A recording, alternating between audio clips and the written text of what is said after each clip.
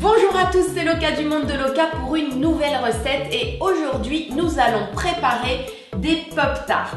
Qu'est-ce que les Pop-Tarts? Eh bien ce sont des biscuits comme celui-ci, hyper populaires aux États-Unis, au Canada ou au Royaume-Uni, et il s'agit en fait de biscuits fourrés à plusieurs parfums et glacés. Aujourd'hui, on va en préparer un très particulier puisque vous connaissez probablement les Pop-Tarts sans le savoir. Le fameux Nyan Cat est en fait une Pop-Tart rose à la cerise. C'est cette Pop-Tart que nous allons préparer aujourd'hui. Dans un saladier, vous allez mélanger 100 g de farine à 50 g de poudre d'amande. Si vous n'aimez pas la poudre d'amande, vous pouvez utiliser de la poudre de noisette, qui est également extrêmement savoureuse, ou du beurre si vous souhaitez réaliser une authentique pâte sablée, 50 g de beurre que vous mélangez à votre farine. N'oubliez pas que pour cette recette et toutes les autres recettes du monde de Loka, vous pouvez retrouver la liste des ingrédients en description de la vidéo, ainsi que toutes les astuces, les combines, les trucs entre vous et moi. Ajoutez ensuite à votre mélange farine-beurre ou comme moi, farine poudre d'amande ou poudre de noisette, un œuf battu mélangé à 2 cuillères à soupe de sucre. Vous pouvez également utiliser de l'édulcorant naturel de type stevia. Dans ce cas, n'ajoutez qu'une cuillère à café d'édulcorant. Et c'est à ce moment précis qu'il va falloir y aller avec les crayons. N'hésitez pas à martyriser votre pâte.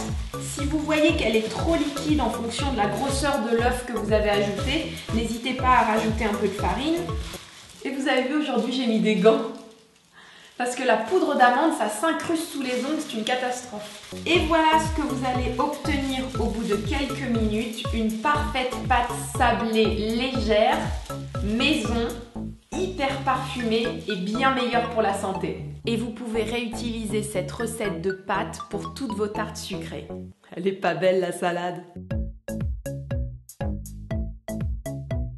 La Pop-Tart, c'est un biscuit composé de plusieurs couches. Un premier rectangle de pâte, la garniture de votre choix, 2 carrés de chocolat ou même des petits morceaux de pommes avec de la cannelle.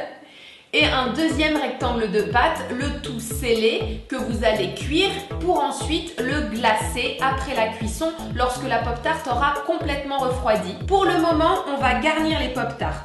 Moi, j'utilise de la purée de cerise, mais vous pouvez utiliser absolument tout ce que vous voulez. Des petits carrés de chocolat, des pépites de chocolat, de la compote ou la confiture de votre choix.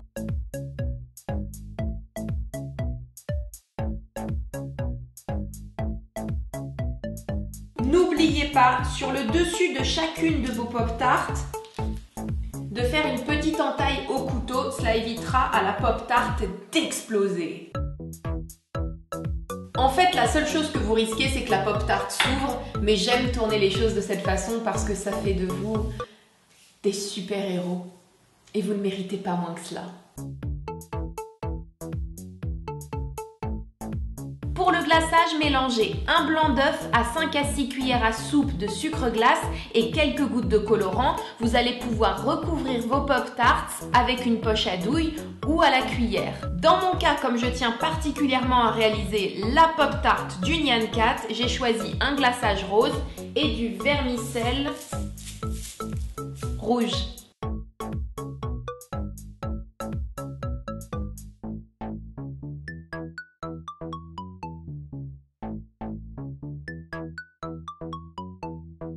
Vous savez maintenant préparer des Pop-Tarts et des plus chics que les vrais. Si vous souhaitez savoir comment j'ai réalisé le vrai de vrai Nyan Cat en pâte à sucre, allez faire un tour sur ma chaîne perso. Prenez soin de vous, à très bientôt. Cœur, cœur, cœur, cœur, cœur, cœur. Cœur, ciao! Regardez-moi ça comme c'est beau. Ce qu'on fait chez soi et avec le cœur, ça n'a rien à voir, c'est bien meilleur.